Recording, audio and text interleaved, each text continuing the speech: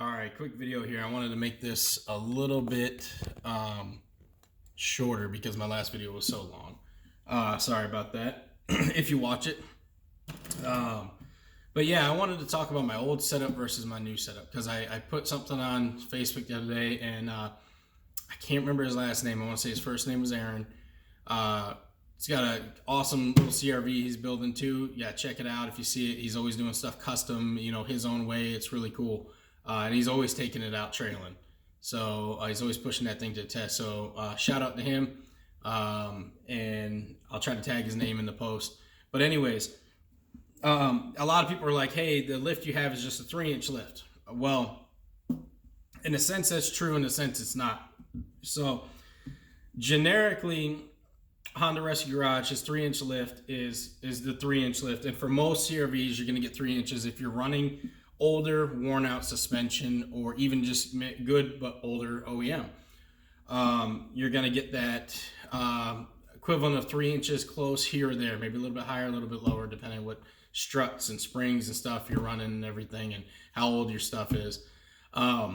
With mine, I actually started out with higher. When we were going for a 4-inch lift. We went with a 1-inch subframe drop on mine. And I had the DNA struts, sport struts, and I had OEM springs. And my OEM springs had 180,000 plus miles on them.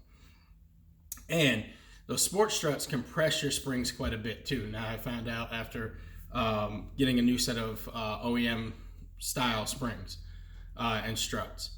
So what I had was I had 2.5 inches in the front and I had 3 inches in the rear. And then what it started to do is it started to sag in the rear, and the front looked way higher. I didn't like that, and I don't like that look. To each their own, but I do not like a vehicle being higher in the front. I'd actually rather have it level or a little bit higher in the rear. So I was like, okay, I'm going to do a 2-inch spacer on the front. So I ran a 2-inch spacer on the front and looked good. Everything handled good. It rode good to a certain point, but then I started to realize that it started to squat a little bit more even in the front. And when I'd hit a bump or I'd stop and hit the brakes, my springs and struts just felt very worn out. So I'm like, okay, I'm going to do an upgrade here. We're going to try some things with the body drop. He's like, I want to do an 1.5-inch spacer on the trailing arms and see how that works, and possibly 1.5 inch on the entire subframe drop. Well, we ran into issues when I took it off, which I hate doing this with the engines in there, but you can do it. The steering linkage, it just was for me on my CRV. I couldn't go any further. I could lower the steering wheel, but then it was gonna be hitting my knees all the time. I have leather seats, OEM, and their brackets, for some reason on the leather, all the ones I've checked, they actually sit up a little bit higher than the cloth seats. Very weird. I've seen 3 sets that way, including mine.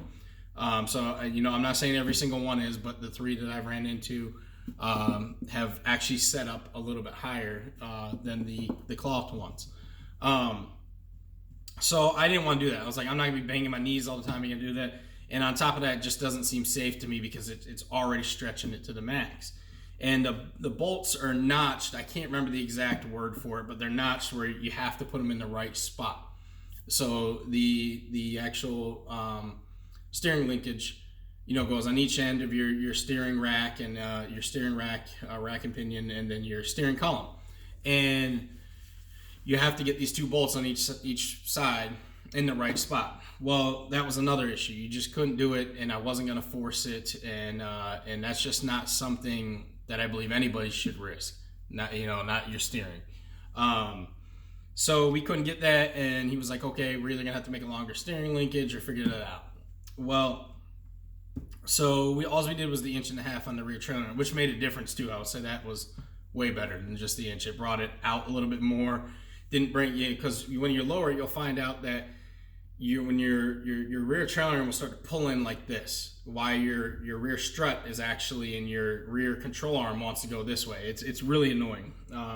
Hopefully that'll be something to get figured out too. I mean, it's not horrible, but I believe you can feel it when you hit a certain bump, kind of that pull. And then I also, it's just annoying when you're taking it apart and trying to put everything back together. But anyways, so I want to explain that. So at that time, I was sitting, we came up when before things started to sag, And I will say they didn't start sag for like 6-7 months. Actually, I think it was almost a year where it really started to sag in the front, and the struts and springs got bad. So I pulled everything apart, and at that time we were like, okay, this is equivalent about 4 inches of lift. Now to say that I got that 4 inches of lift, or close to it, I think we rounded it up. I think it was, no, it was right around that when we figured it out, before it started to sag and have the issues.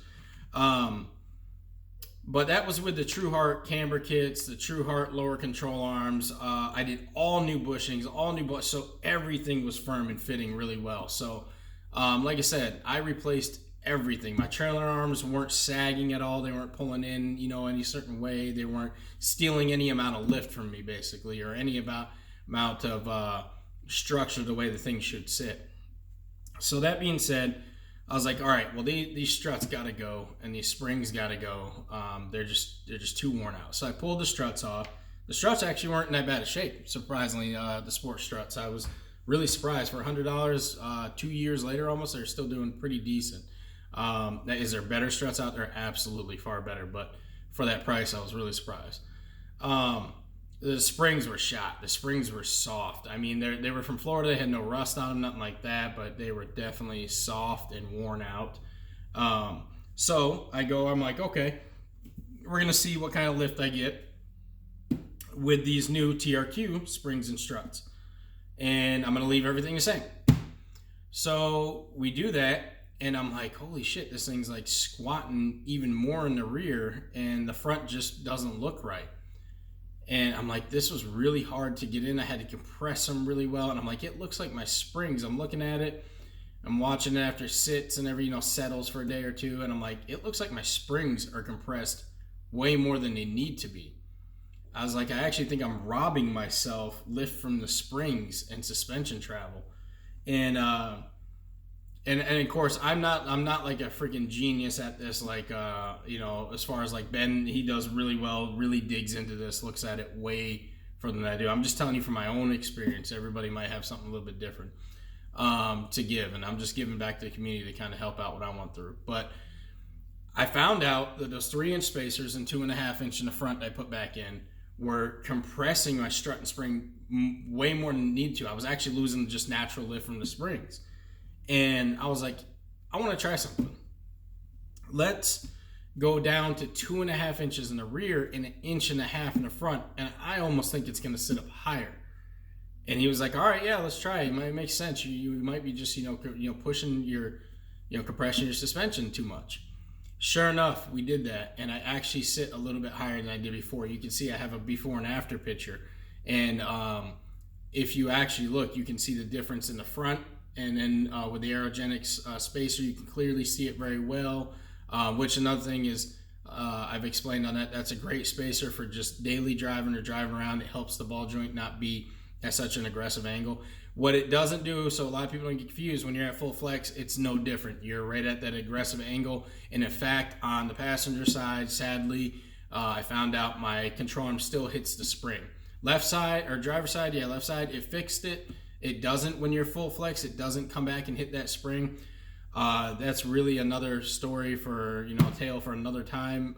That's just going to come down to to get any higher than where I'm at safely and comfortably, and it be functional and not sound like you're destroying your front end. Someone's going to have to make, longer extended spindles. That's really what it's going to have to come down to for the front.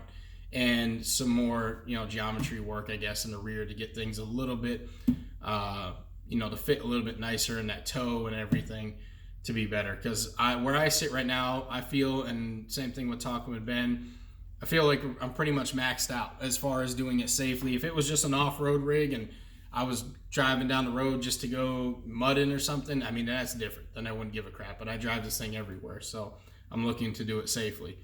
But anyways, we found out we were compressing the springs too much. We put those on, and it sits up higher. It rides nicer. It feels better. The springs don't look so jammed and compressed. It's definitely a night and day difference. So after everything I figured out, I would say the number one thing, and this minute's almost at 10 minutes, so I'm gonna be done here. Number one thing, guys, is replace your struts and springs first with a good set, and do that, and then kind of go from there and see how it is. Because like I said, every CRV is a little bit different. See what works for you. If you have any questions, let me know in the comments. Like, share, anything you do to help, and any other questions you have, I'm totally willing to answer. Whenever I get a chance, like I said, hit me up on Instagram. I have a lot of people hit me up on Facebook. I don't always jump on my Facebook that much. I use it mainly just for family, because all my family lives in different parts of the country. And mostly I'm on Instagram and YouTube. So just hit me up on there if you have any questions. All right, guys?